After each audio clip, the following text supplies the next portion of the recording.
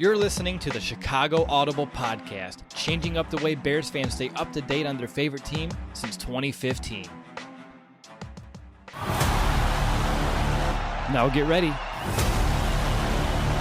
because it's time to bear down.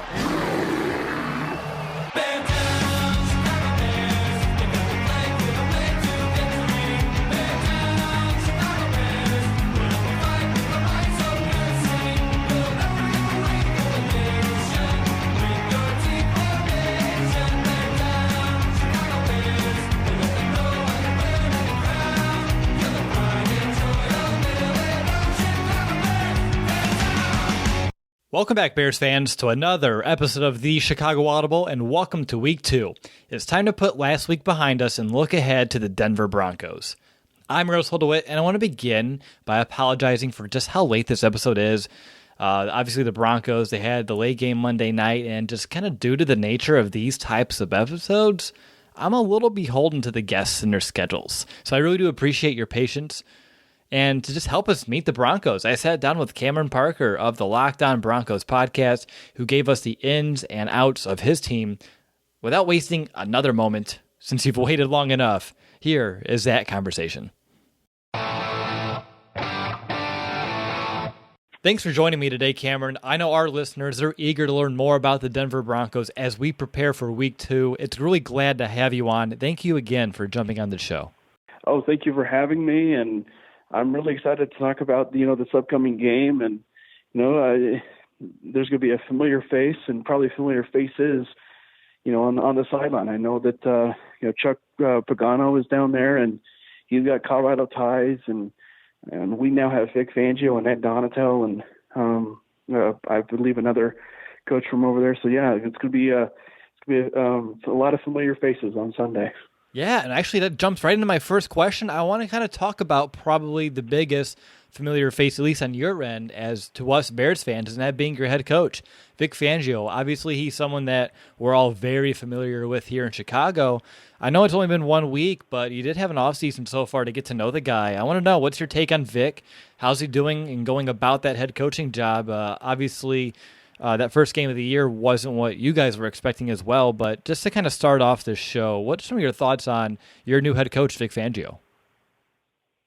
I think for me personally, I could probably speak for the rest of Broncos country on this one, but I think for me personally, it was one of those cases where, usually when you get the name as far as the head coach, you're always sort of reluctant at the very beginning.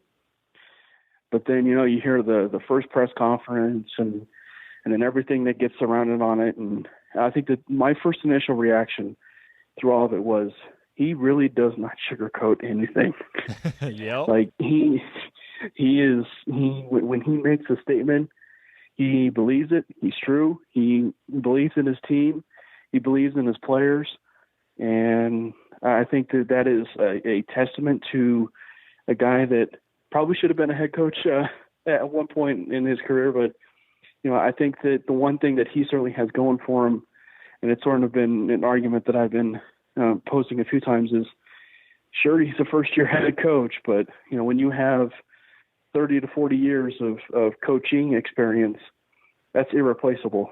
And he's definitely been one of those guys that it's been a breath of fresh air. And I think that him really kind of biting the bullet a little bit and bringing on, a guy that also interviewed for the head coaching job, Mike Munchak, on his offensive line coach, I think is also a huge testament to really who Fangio is.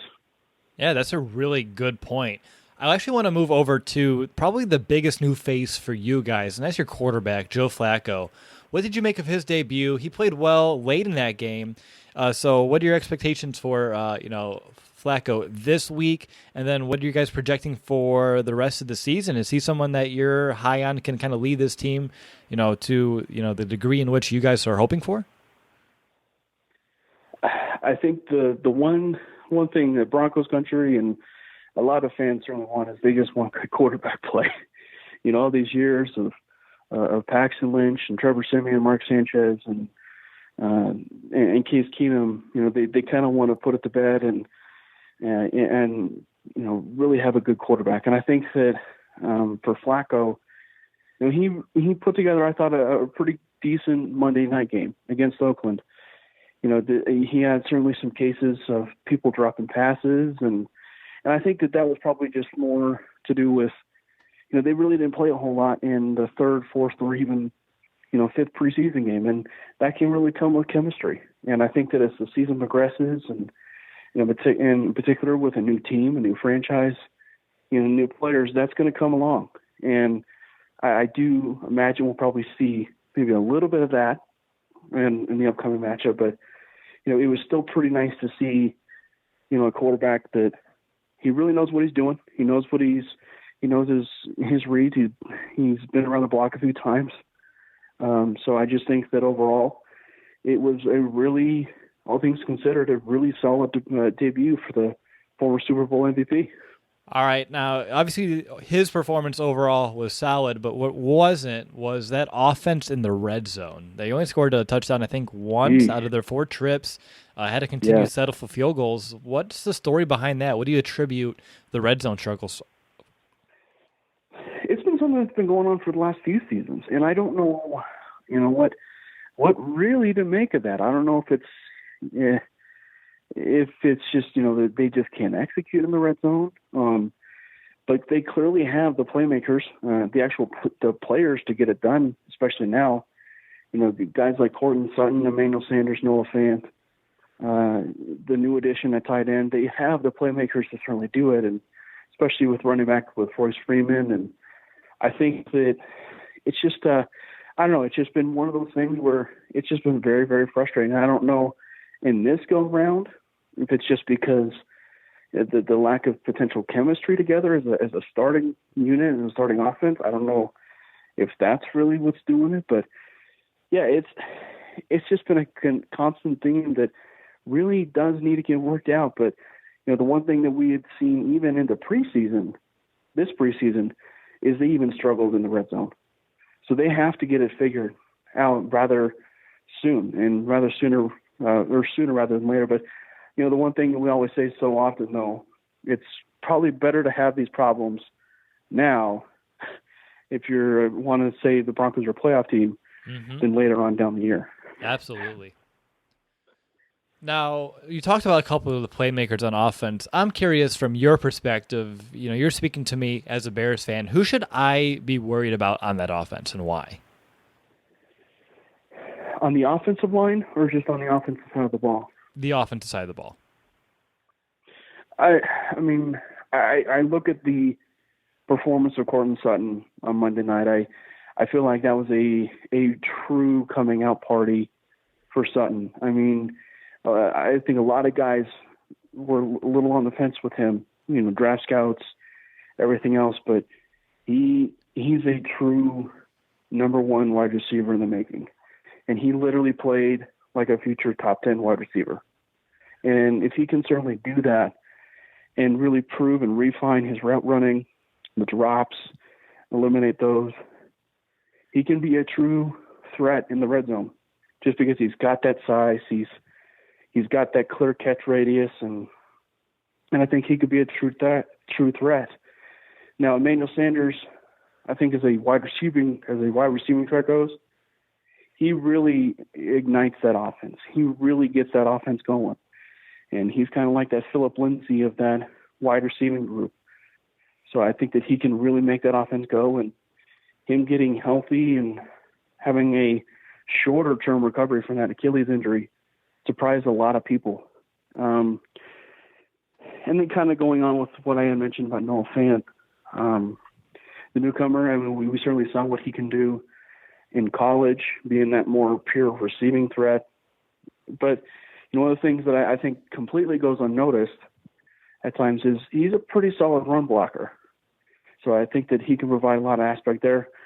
Guys like Deshaun Hamilton are probably still learning under the wings, but I would still imagine the team has some high hopes for him. And then as far as the running back goes, I mean, there's not a lot of teams that have 2 strong and capable running backs that are potential 1As and 1Bs and Phillip Lindsay and Royce Freeman. So the fact that the Broncos certainly have that at their disposal can help a lot. Now, the offensive line, that might be a little bit of a different story. I can tell by the tone in your voice. You went from pretty damn confident to let's avoid this at all costs if I possibly could.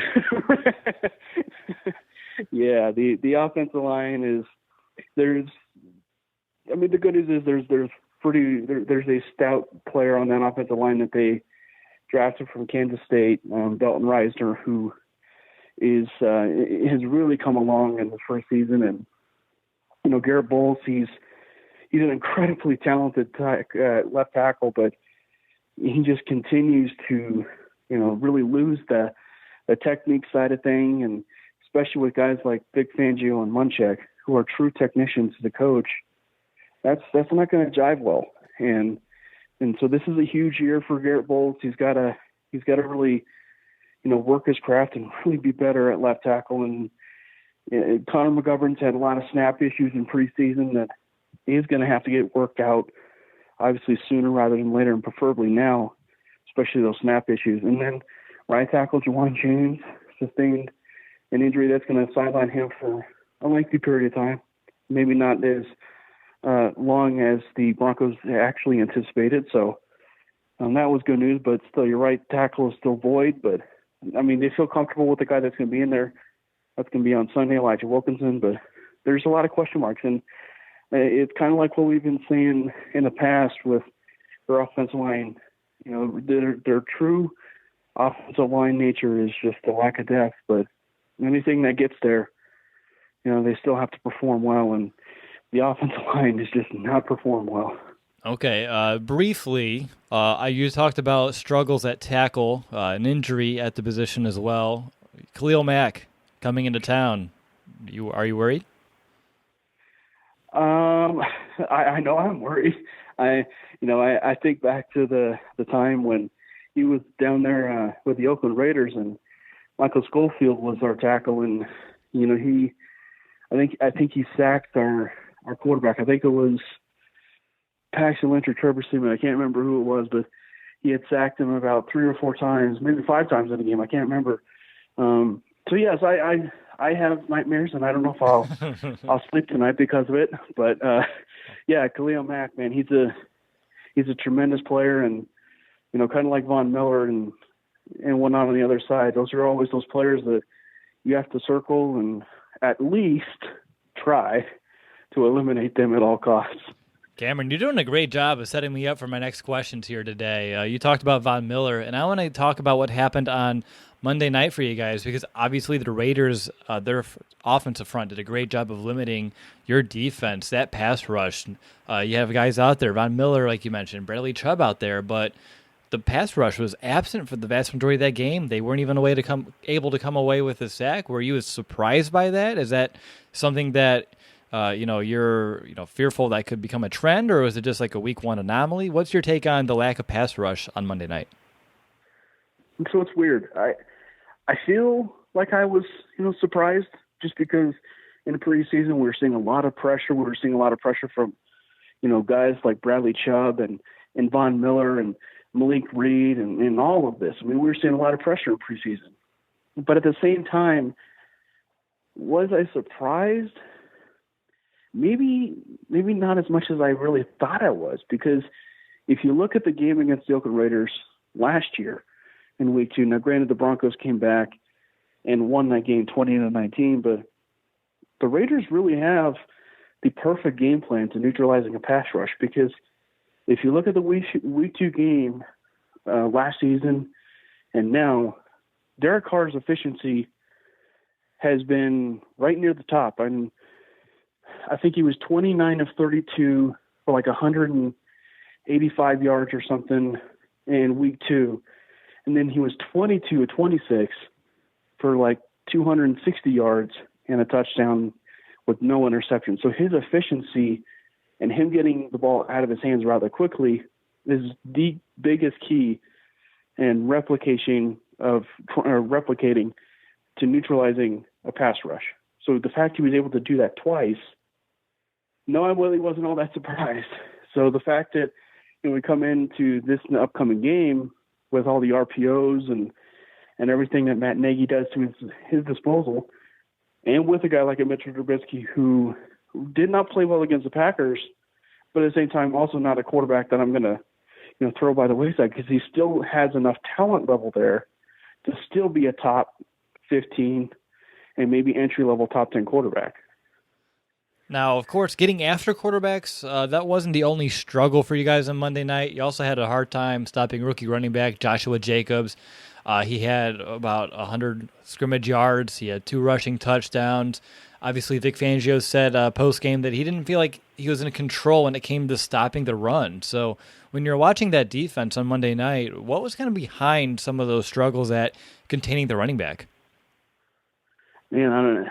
That was probably, we were talking so much about the offensive line. That was probably one of the underrated, parts of why it was such a frustrating game, because defense is a Fangio stalwart. But not only that, but our defensive front seven, in particular our defensive line, has always been a constant success since the Broncos have had, guys like Derek Wolfe, Von Miller, and in particular those true defensive linemen. And the fact that they were able to give up so much scrimmage yards is definitely a cause for concern. Now, granted, the one thing that has been kind of a constant theme throughout this is we'd much rather have it sooner rather than later. And maybe it's just that they are just still trying to get a little bit familiar, and the chemistry of not working together in preseason maybe it's kind of that thing there. But I don't know. I just think that that's something that they really do need to get eliminated rather quickly as far as a concern, because if they can stop that running game and create a lot of pressure, all the other stuff's going to fall into place. But the fact that didn't happen, we were getting a lot of exposure in the running game, passing game, and exposure from the tight ends as well. Now, I noticed you guys allowed about 71% of conversions on third down. Would you attribute that to the lack of the ability to stop the run and the lack of the pass rush? Was there anything else that maybe... Go ahead. Yeah, I was throwing the lack of pass rush too in there, and probably more so just credit the Oakland Raiders game plan, because it goes back to Derek Carr getting the ball out rather quickly, because when that was happening, it was putting them in pretty favorable situations. I mean, it was setting up the run on those short passes. It was also switching it to the point where you really didn't know if they're going to throw short, and also you had Yadam, the Broncos corner, get beat on a few big plays from covering a tight end. So it was just a very very rough go of it from a second year corner perspective. So anything that probably we thought would not go wrong did go wrong. Is Yadam being thrust into more playing time due to the Bryce Callahan injury? Is that what's impacting that defense there, or is that just an additional part? Even then, with Yadam, I would say yes, but he really was showing some very strong signs of developing into a pretty solid corner in preseason. But we say so often that's preseason, and when the regular season hits, that's when you kind of have to put your big boy pants on. And Yadam got exposed, and I think that from Yadam's point of view, he's got to bounce back. And the Broncos, I think, maybe wait a little bit too long on their adjustment to help Yadam out. And I think that it just was unfortunate because they were flipping field position a lot.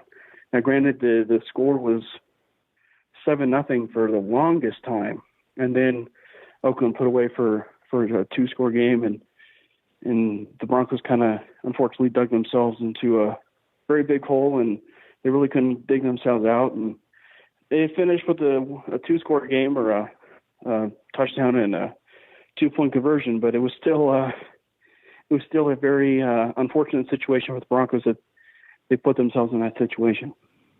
Yeah, sounds like it. One question on special teams. It did seem like you guys had a hard time containing kickoffs in terms of your coverage units.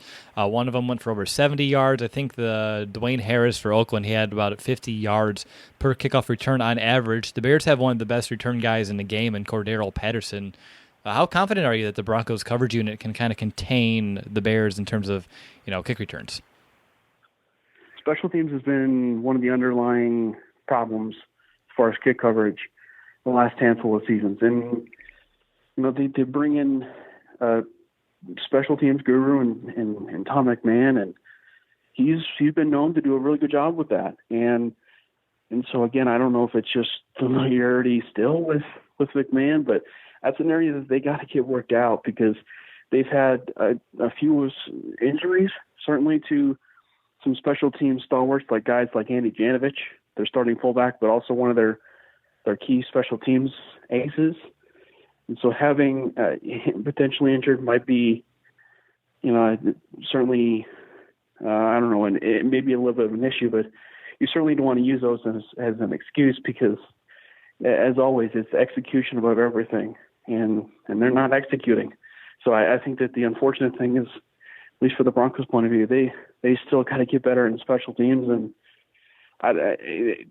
it's always twofold. You can have a great return on your side of things, but if you're not doing anything to stop the other team on the other end, it's kind of a wash. Yeah. Now, I want to get your perspective a little bit. Obviously, you're preparing for this game week, looking at the Chicago Bears. What do you believe are some of the biggest challenges that Chicago is going to present Denver this week? Well, we were talking a little bit about, the nightmare of Khalil Mack. There you go. It's gonna start probably with Khalil Mack and end with Khalil Mack, and I think the offensive line is probably where we would start as far as that front, and I do expect probably a little bit of a better game overall from the Broncos standpoint because I do think that coaches and familiarity do help as far as getting a team prepared. So I do think that, the Broncos will probably have a much better game, but that's not probably going to come out and result in a victory potentially. But I think that because it still, again, falls on execution. But I think that offensive line is going to start with that. And if that can succeed and they can really neutralize Khalil Mack, one of my biggest things as far as this in particular, this entire season is can they keep Joe Flacco upright? And they really kind of struggled a little bit with that in the last game, and it really put them in a lot of third and distance. And that can't continue with guys like Khalil Mack and Hakeem Hicks and Leonard Floyd and Eddie Goldman. That defensive line and pass rush is pretty brutal. And then you factor in guys like Danny Trevathan and some generational prospect down there at linebacker Roquan Smith, who was certainly on our radar last year as far as a potential linebacker, and then he went to the Bears. So the flip side of this question, when you're looking at the Bears, what do you believe our biggest weakness is? It's kind of interesting because I was not really the biggest fan of how the Bears offensive line, played against the Packers, which is kind of saying something because, the Packers, and probably a tribute to the Packers defense too, but they really did struggle, and if it was creating a lot of pressure on Trubisky, especially on those RPOs, that's always going to factor a little bit. So I think that Trubisky certainly has to make a little bit of some better decisions. But we say so often, if the offensive line is Swiss cheese, and the quarterback's going to have a hard time really, making the proper reads and everything to get a ball out on time. So yes, Trubisky did struggle, but I think there was a factor of the fact that offensive line, really did not play off to snuff. And so if that can happen, kind of like the Broncos, it's going to be a pretty good game. All right, one last question on the Broncos, and it's pretty open-ended here for you. Is there anything else? I mean, you're the expert on this team. If there's anything else that you think that our listeners would benefit from, learning more about, I'd love to hear it. Man, I think that as far as the defensive side of things, and this is kind of a little bit of a hot take from the defensive perspective, and granted, we didn't see a lot of pass rush in the last game, but I do think that we will see Bradley Chubb's name at least in the top 10 of Defensive Player of the Year candidates this year. I think that, having Vic Fangio there and seeing a little bit what he did with Khalil Mack is only just going to push Chubb that much further to kind of that national stardom. So I think that for him and Chubb and everything that he can certainly present to the table, he's such a dynamic player that if he can certainly put all together for a full season, he really could be a guy that I think that could create a lot of problems as far as being kind of like that Superman to Von Miller's Batman. All right, so last question for you overall is how I end every Meet the Opponent episode that we have each and every week throughout the regular season. First one is pretty simple. It's a two-part question. Why will the Broncos win on Sunday? Wow. So why will they win? Well, I would, as we kind of alluded to a few times, it's going to start and end by that offensive line. If they can create a lot of upright scenarios and win the battle with Khalil Mack and, maybe chip Khalil Mack about as often as they can and really dominate the trenches. And as like Brandon Thorne says so often on Twitter, trench warfare.